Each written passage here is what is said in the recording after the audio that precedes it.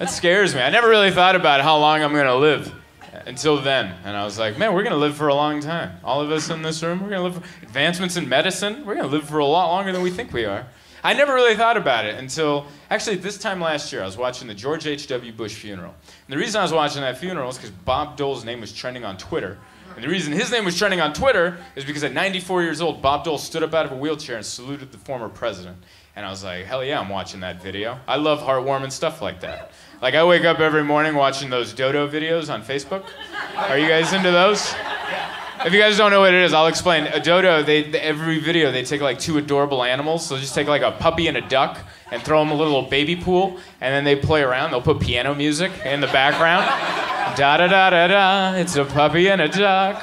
They don't have parents, but they got each other, diddly-do, you know?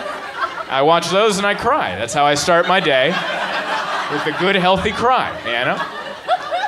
So here I am on Twitter, and I'm like, they got video of 94-year-old Bob Dole standing up out of a wheelchair to salute the former president. Hell yeah, I'm watching that. I'm ready to have the cockles of my heart warmed. So I hit go on that video. I don't know if you guys saw that video. That's not what standing up looks like. Poor Bob Dole didn't stand up at all. There was a giant man next to him that picked him up against his will.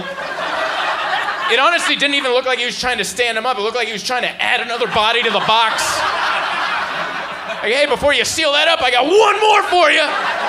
Poor Bob Dole was just lifted against his will and like a marionette saluted and just jumped off and wheeled off to another activity. And I'm like, that's what 94 looks like?